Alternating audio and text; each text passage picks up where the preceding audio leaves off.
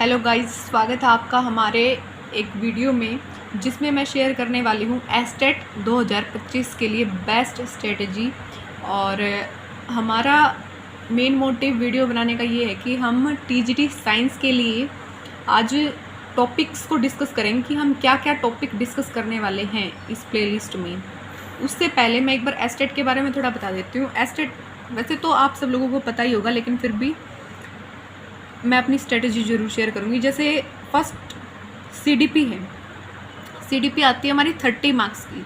आप सभी को पता है अगर हम टीजीटी साइंस के लिए प्रिपरेशन कर रहे हैं ना, तो साइंस में जो सीडीपी का लेवल आता है वो बहुत ज़्यादा हाई लेवल नहीं आता, नॉर्मल ही आता है। तो हम अगर सीडीपी को नॉर्मली भी पढ़ें, पीवाईक्यू पढ़ें और कुछ मेन टॉपिक्स को पढ़ लें तो हमारे 25+ ईज़िली आ जाते हैं। उसके बाद हम बात करेंगे इंग्लिश की और हिंदी की, जो कि हमारे पास 15 मार्क्स की होती हैं, जिसमें हम 8 मार्क्स जो हमारी वीक है उसमें भी गेन कर सकते हैं इजीली। और हिंदी अगर किसी की अच्छी है तो हम 10 मार्क्स आराम से कर सकते हैं गेन। और अगर किसी की इंग्लिश ज़्यादा अच्छी है तो इंग्लिश में 10 मार्क्स ले सकते हैं और हिंदी में 8 मार्क्स तक आराम से ले सकते हैं। उसके बाद मैथ एंड रीजनिंग, जो क्या है स्कोरिंग सब्जेक्ट है बहुत ही, यह आता है हमारा टोटल 20 का। 20 में से जिस भी बच्चे की मैथ ठीक ठाक है ना वो 15+ ले सकता है। और अगर प्रीवाईक्यूज को थोड़ा प्रैक्टिस कर ले और जो टॉपिक आते हैं स्टेट में अगर उनको अच्छी तरह से पढ़ ले और प्रैक्टिस कर ले तो 19-20 भी आ जाते हैं मैथ और रीजनिंग में, तो ये इजीली आ सकते हैं। अब बात है जीके की। जीके सिर्फ 10 मार्क्स की आती है, तो इसको ज़्यादा पढ़ने की ज़रूरत है नहीं। और अगर कोई पढ़ना चाहे तो पढ़ तो सकता है, लेकिन जब हम प्रिपरेशन करते हैं तो बाकी सारे सब्जेक्ट इतने हो जाते हैं कि इसके लिए हम टाइम नहीं निकाल पाते, या फिर निकाल पाते हैं 1-2 मैराथन देख लेते हैं। तो उसमें से 10 में से हम 3 या 4 मार्क्स ले लेते हैं थोड़ा बहुत पढ़ के भी। अब आ गया हमारा मेन जो है टीजीटी साइंस के लिए जो सब्जेक्ट है वो, जो कि आता है 60 मार्क्स का। अगर हम यहाँ से 60 मार्क्स गेन कर लेना, इन तीनों से 60 कर लें तो ठीक है, और अगर 60+ कर लें तो और अच्छा है। और टीजीटी साइंस में ये रह गया 60 का। अब इस 60 का भी बहुत मेन रोल है। ऐसा नहीं है कि सिर्फ कॉमन वाले पार्ट को पढ़ के ही हम इसको क्वालिफाई कर पाए, नहीं कर सकते। हमें दोनों को साथ लेके चलना पड़ेगा। ये तो टोटल 90 का आता है, तो 90 में से आउट ऑफ 90 थोड़ी ले लेंगे। तो हम यहाँ पे क्या करेंगे, हम बस जो इजी क्वेश्चन है ना सिर्फ उनको करके 60+ ले लेंगे बहुत आराम से। उसके बाद आ गया हमारे पास टीजीटी जो साइंस है वो 60 का है, जिसमें क्या क्या आता है पीसीबी, फिजिक्स आ रहा है, केमिस्ट्री आ रहा है और बायो आ रहा है। ये आते हैं हमारे कोई 17 का, कोई 15 का, कोई 18 का, ये वेरी होता रहता है, कोई ज़रूरी नहीं है। जैसे ये 15 to 17 का कह सकते हैं हम, ये भी इतने का ही कह सकते हैं, और ये भी इतना ही आता है लगभग, कभी 15 का, कभी 17 का, कभी 16 का। और बाकी का जो इसमें पेडागोजी वाला पार्ट बच गया ना, उसके लिए हमें अलग से पढ़ने की ज़रूरत नहीं है। इसमें जो सीडीपी वाला पार्ट है ना, जब हम सीडीपी पढ़ेंगे ना तो इसका सब्जेक्ट की जो पेडागोजी आती है 7 से 8 नंबर की, कई बार 10 नंबर की भी, वो भी साथ में ही कवर हो जाती है। हमको अलग से पढ़ने के लिए कोई ज़रूरत नहीं है। टीजीटी साइंस के जो टॉपिक हैं वो मैं एक बार डिस्कस कर रही हूँ। हम जो अब प्लेलिस्ट स्टार्ट कर रहे हैं, जो आने वाले टाइम में, आने वाले 2 मंथ में अप्रोक्सीमेट हम मान के चलेंगे कि हमारे टॉपिक भी कवर हो जाएं और साथ साथ हम क्वेश्चन की प्रैक्टिस भी कर लें, ठीक है। तो वो मेन टॉपिक हैं, ये हैं वो मेन टॉपिक जो मैं अभी थोड़ा ऊपर से बता रही हूँ कि हम क्या क्या डिस्कस करने वाले हैं। जैसे फर्स्ट है कोल एंड पेट्रोलियम, जो कि बहुत ही इजी टॉपिक है, जिसको हम कई बार अवॉइड कर देते हैं ये सोच के कि ये तो बहुत ही लोअर क्लास का है, हमें पढ़ने की क्या ही ज़रूरत है। लेकिन इसमें से भी मैंने देखा है, मैंने एनालिसिस किया है, इसमें से भी क्वेश्चन आए हुए हैं, और एक में तो 2-2, 3-3 क्वेश्चन आए हुए हैं, जबकि ये टॉपिक बहुत ही लोअर क्लास का है। हम नहीं पढ़ेंगे तो फिर हम नहीं कर पाएंगे ना इसको। तो कोयल एंड पेट्रोलियम पढ़ेंगे, जिसमें हम पेट्रोलियम के इनके यूजेस पढ़ेंगे, इनकी क्या क्या एडवांटेज है, क्या क्या डिसएडवांटेज है, वो पढ़ेंगे। सेकंड पे है कंबंशन एंड फ्लेम।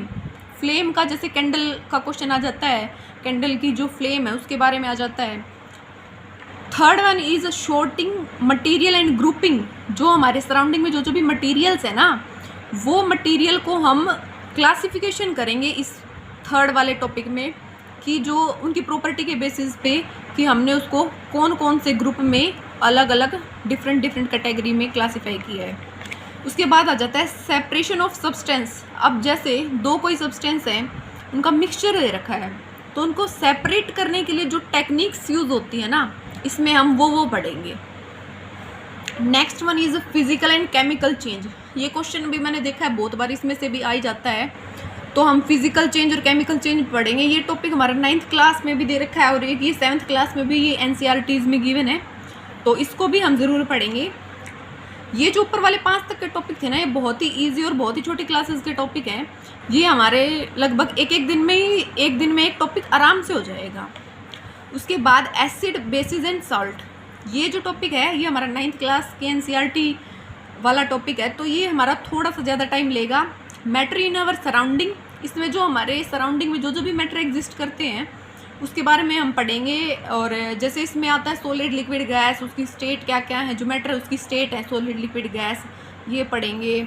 और उनकी प्रॉपर्टीज़ को पढ़ेंगे, और जो जैसे सॉलिड से गैस में कन्वर्ट हो रहा है उस प्रोसेस को क्या बोलते हैं, ये सब चीज़ें सारी हम इस चैप्टर में पढ़ेंगे। Is matter around us pure, हमारे जो सराउंडिंग में जो भी मैटर है वो प्योर है या नहीं, जो आप बोलते हैं सॉल्यूशन, कोलाइडल, सस्पेंशन, वो जो टॉपिक हैं वो हम इसमें पढ़ेंगे और उनकी प्रॉपर्टी पढ़ेंगे। अब बात आ गई एटम्स एंड मॉलिक्यूल की। इसमें से भी 2 से 3 क्वेश्चन ज़रूर आते हैं। एटम की डिस्कवरी किसने की, इलेक्ट्रॉन की किसने की, प्रोटॉन की किसने की, और छोटे छोटे कुछ न्यूमेरिकल भी कई बार दिखाई देते हैं। स्ट्रक्चर ऑफ एटम, ये दोनों चैप्टर तो है ना एक दूसरे से इंटरलिंक्ड है, तो ये दोनों लगभग एक जैसे ही हैं, क्योंकि इसमें हम एटम का स्ट्रक्चर पढ़ रहे हैं और इसमें भी एटम के बारे में ही पढ़ रहे हैं। अब केमिकल इक्वेशन एंड रिएक्शन, ये चैप्टर भी बहुत इंपॉर्टेंट है, इसमें से भी ज़रूर क्वेश्चन आता है। ये जो हमारी केमिकल इक्वेशंस होती है ना, जैसे कि डिकम्पोजिशन रिएक्शन होगी, डिस्प्लेसमेंट रिएक्शन हो गई, वो रिएक्शन दे देता है और उसके बारे में हमको बताना होता है। अब मेटल एंड नॉन मेटल, इसके बारे में हम पढ़ेंगे, मेटल्स की प्रॉपर्टी पढ़ेंगे, नॉन मेटल की प्रॉपर्टी पढ़ेंगे। उसके बाद आ जाता है carbon and its compound, carbon के बारे में पढ़ेंगे और उसके कंपाउंड के बारे में पढ़ेंगे। उसके बाद है ये बायो के टॉपिक आ रहे हैं। अब फंडामेंटल यूनिट ऑफ लाइफ, अब जो लाइफ की फंडामेंटल यूनिट क्या है वो बायो में आ जाते हैं, वो यहाँ देखेंगे हम। Plant and animal tissue, plants हैं और जो एनिमल्स हैं उनके टिश्यूज़ के बारे में पढ़ेंगे। डाइवर्सिटी इन लिविंग ऑर्गेनिज्म, जो हमारे लिविंग ऑर्गेनिजम्स हैं उनमें जो डाइवर्सिटी है, मीन्स जो डिफरेंट हैं उनके बारे में पढ़ेंगे। Various life process of animal and plant, जो एनिमल्स हैं और प्लांट्स हैं उनकी जो लाइफ प्रोसेस है वो डिफरेंट है, तो उनके बारे में पढ़ेंगे कि उनकी लाइफ प्रोसेस कैसी है। अब बॉडी मूवमेंट, इनकी बॉडी मूवमेंट के बारे में पढ़ेंगे, प्लांट्स की भी, एनिमल्स की, और जो नॉर्मल ह्यूमन बीइंग की जो बॉडी मूवमेंट होते हैं उनके बारे में भी इसी में पढ़ेंगे। अब आ जाता है रिप्रोडक्शन इन ऑर्गेनिज्म, अब ऑर्गेनिज्म में रिप्रोडक्शन किस तरह से होता है वो इसमें पढ़ेंगे। डिजीज़, कौन सी चीज़ से हमें क्या डिजीज़ हो रहा है, कौन से विटामिन की डेफिशिएंसी से हमें किस टाइप का डिजीज़ हो रहा है, ये हम सारा पढ़ेंगे इस डिजीज़ में। अब उसके बाद आता है फूड हमारा क्लास 6th 7th में भी आ जाता है ये टॉपिक, इसके NCERT से हम इसको पढ़ेंगे। फूड के जो कंपोनेंट हैं उनसे हमें कौन से विटामिन मिल रहे हैं, कौन से मिनरल हमें मिल रहे हैं, वो सारी चीज़ें हम इस फूड में ही पढ़ेंगे कि कौन से विटामिन कहाँ से मिल रहे हैं हमें। इसमें से भी एक क्वेश्चन ज़रूर आ जाता है और डिजीज़ का भी ज़रूर आता है एक क्वेश्चन। अब ये तो थे थोड़े शॉर्ट से टॉपिक, ज़्यादा बड़े टॉपिक नहीं थे जो अब तक मैंने डिस्कस किए। ये टॉपिक थे जैसे 2 से 3 मैक्सिमम 4 दिन में कंप्लीट हो जाने वाले, लेकिन कुछ टॉपिक बहुत ही लॉन्ग टॉपिक हैं, उनको हम अब देखेंगे। ये लॉन्ग टॉपिक हैं कुछ 8 टॉपिक, जैसे मोशन एंड मेजरमेंट में हम 11th 12th क्लास तक के टॉपिक पढ़ते हैं, जो कि हमें पीजीटी फिजिक्स में भी हेल्प करेगा। ठीक है, तो हम मोशन एंड मेजरमेंट में क्या क्या पढ़ेंगे। मोशन एंड मेजरमेंट का जो चैप्टर है इसमें क्या क्या आ जाता है, डिस्टेंस, वेलोसिटी, एक्सेलरेशन, और इनके जो ग्राफ बनते हैं ना वो, और क्या क्या जाता है इसमें, first law of motion, second law of motion, जो कि बहुत इंपॉर्टेंट है। इनके जो न्यूमेरिकल क्वेश्चन हैं वो आते हैं टीजीटी साइंस में, और पीजीटी फिजिक्स में भी इनके न्यूमेरिकल आते हैं, ठीक है। उसके बाद है ग्रेविटेशन। ग्रेविटेशन के बारे में पढ़ेंगे कि फोर्सेस क्या है, कैसा है, और न्यूमेरिकल इस पर, ये जो टॉपिक है ना यहाँ जो दिख रहे हैं, इन सब पे बेस्ड न्यूमेरिकल ज़रूर आते हैं। बस इतना है, जो टीजीटी साइंस है उसमें थोड़े से इजी न्यूमेरिकल आते हैं, और जो पीजीटी फिजिक्स है उसमें थोड़े से हायर लेवल के न्यूमेरिकल आ जाते हैं। अब और क्या है इसमें ग्रेविटेशन में, और हम क्या क्या पढ़ेंगे, एस्केप वेलोसिटी पढ़ेंगे, और ग्रेविटेशन में हम क्या करेंगे, जो ग्रेविटी है वो कैसे निकालते हैं, ग्रेविटेशन फोर्सेस वो कितने रेंज में वर्क करते हैं, इस टाइप के न्यूमेरिकल करेंगे। वर्क, एनर्जी, पावर, इसमें भी छोटे छोटे न्यूमेरिकल आ जाते हैं। वर्क दे रखा है और बाकी चीज़ों को निकालना है, एनर्जी, पावर, इनके न्यूमेरिकल आ जाते हैं। साउंड, साउंड में क्या जाता है, प्रोडक्शन ऑफ साउंड, प्रोपेगेट, जो साउंड वेव है वो प्रोपेगेट कैसे करती है, इनके बारे में आ जाता है। लाइट, लाइट में हम क्या पढ़ते हैं, reflection of light, refraction of light. और जो हमारे पास मिरर हैं, कॉनकेव मिरर, कॉन्वेक्स मिरर, और जो लेंसेज हैं इनको हम लेंसेज, बाद में ये लेंसेज में कन्वर्ट हो जाते हैं, कॉन्वेक्स लेंस, कॉनकेव मिरर, ये इनके एप्लीकेशंस, ये चीज़ें पढ़ेंगे। और इस पे बेस्ड न्यूमेरिकल भी आते हैं। और उसके बाद है द ह्यूमन आई, आई के बारे में पढ़ेंगे। इसमें न्यूमेरिकल, ह्यूमन आई में न्यूमेरिकल इतने नहीं आते हैं। जो आई का डायग्राम है वो, और जो उससे रिलेटेड जो भी हमें देखने में जो भी प्रॉब्लम होती है ना, वो चीज़ें आ जाती हैं। उसके बाद आ जाता है इलेक्ट्रिसिटी एंड सर्किट। इसमें क्या आता है, जैसे ओम्स लॉ हो गया, ये आता है। और जो हमारे पास रेसिस्टेंस है वो किस किस पे डिपेंड करता है, उससे रिलेटेड। और जूल्स लॉ ऑफ हीटिंग है, उससे रिलेटेड प्रॉब्लम्स आ जाती हैं। और लॉज तो बेसिकली नहीं पूछता, न्यूमेरिकल ही आते हैं यहाँ से। उसके बाद आ जाता है magnetic effect of electric current. जो इलेक्ट्रिक करंट है उससे जो मैग्नेटिक इफेक्ट प्रोड्यूस हो रहा है वो क्या है, कैसे प्रोड्यूस हो रहा है। जैसे right hand thumb rule use हो रहा है, Fleming's left hand rule use हो रहा है, और ये चीज़ें आ जाती हैं। तो आज हम यहीं तक करेंगे, कल से हम स्टार्ट करेंगे, इस फर्स्ट टॉपिक से स्टार्ट कर लेंगे। ये टॉपिक हम स्टार्टिंग में करेंगे, तो ये टॉपिक हम धीरे धीरे करके कवर करेंगे। और टारगेट रखेंगे कि एक मंथ में जो इजी वाले टॉपिक है ना वो तो सारे ख़त्म हो जाएं, और कम से कम आप 40+ इसमें आराम से ले पाओ। क्योंकि अगर आप इसमें 40+ ले रहे हो ना, और अगर कॉमन वाले में आपने 60 भी ले लिए तो भी आपका इजीली हो ही जाएगा, 100+ आपके आ ही जाएंगे। बस ये है कि दोनों को आपको बैलेंस रखना पड़ेगा, क्योंकि सब्जेक्ट में भी कुछ क्वेश्चन 60 में से आप मान के चलो कि 10 क्वेश्चन तो ऐसे आते हैं जो कि लेंथ वाइज बहुत बड़े होते हैं, जिनको अगर आप करोगे ना तो टाइम वो इतना कंज्यूम कर लेंगे कि इजी वाले क्वेश्चन छूट जाएंगे, ठीक है।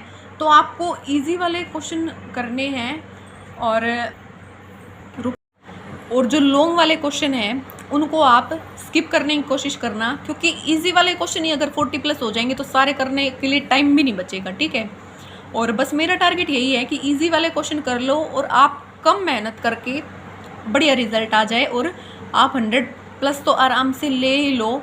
जो वीक से वीक बच्चा है वो भी, जो कम मेहनत कर रहा है या फिर कोई और काम कर रहा है साथ में, कोई और जॉब कर रहा है, फिर कुछ भी कर रहा है, तो 100+ हर आदमी आराम से ले ले। थैंक